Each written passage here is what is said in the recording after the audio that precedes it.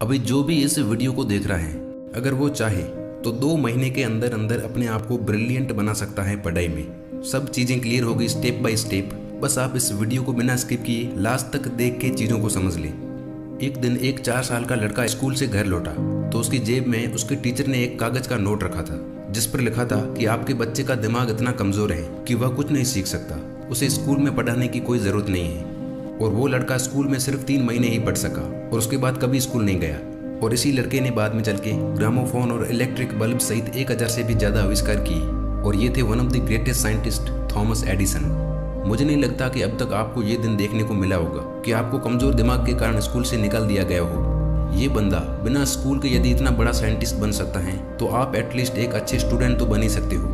कमज़ोर स्टूडेंट का हमेशा से कमज़ोर रहने का सबसे बड़ा रीज़न है उसकी नेगेटिव मेंटेलिटी। उसको लगता है कि कहीं ना कहीं उसका दिमाग या फिर याददाश्त कमज़ोर है और वो कभी भी इंटेलिजेंट नहीं बन पाएगा।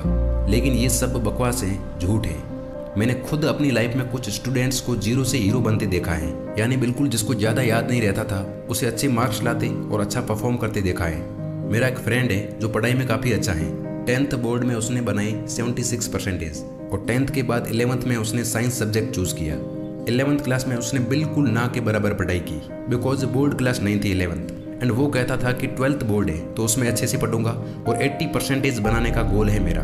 तो 11th में उसके बने 58 एंड 12th में बने 84%। उसे विश्वास था कि 12th में मैं अच्छे से पढ़ लूँगा और अच्छे मार्क्स ले आऊँगा और उसने ऐसा किया भी। वो खुद को तब भी ब्रिलियंट मानता था जब उसके 84% आए थे और तब भी जब उसके 58 बने थे 11th में। वो खुद को कभी लूज़र नहीं समझता था, लेकिन आप शायद खुद को लूज़र समझते हो।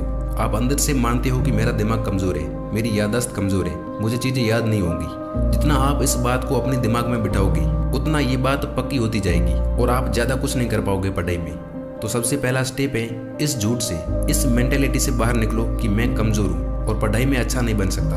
आप अपने फेवरेट स्पोर्ट्स या किसी और एक्टिविटी में जितने अच्छे हो उसी तरह आप पढ़ाई में भी इंटेलिजेंट बन सकते हो। इंटेलिजेंस ऐसी चीज़ है जो धीरे धीरे इंक्रीज या बढ़ाई जा सकती है अपने अंदर।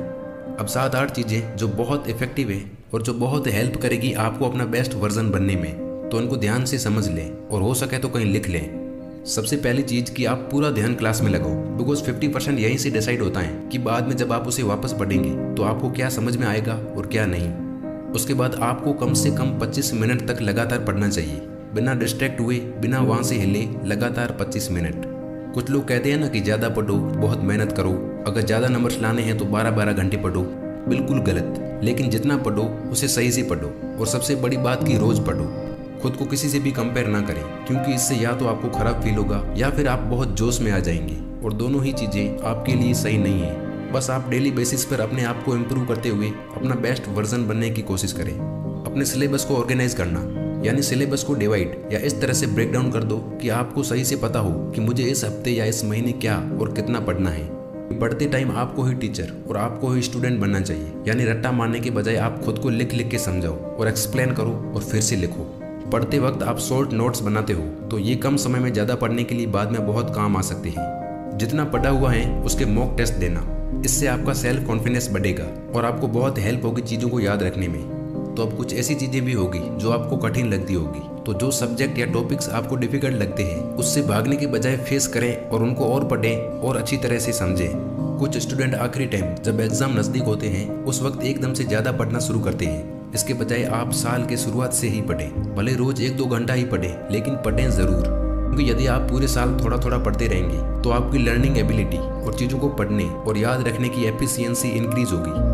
वीडियो के लास्ट में मैं बस बेस्ट एडवाइस यही दे सकता हूँ कि आप ज़्यादा पढ़ रहे हो तो अच्छी बात है, लेकिन जो पढ़ा हुआ है उसको दुगुना टाइम दें, उसे बार बार पढ़ें, उसका रिवीजन करते रहें। ये सारी चीज़ें यदि आप 2-3 महीने तक भी कंसिस्टेंटली फॉलो करते हो तो आप मान जाओगे कि मैं भी टॉपर बन सकता हूँ, मैं भी ब्रिलियंट बन सकता हूँ। तो यही चीज़ें थी जो मैं बता सकता था अपनी ओर से। Thank you so much for watching.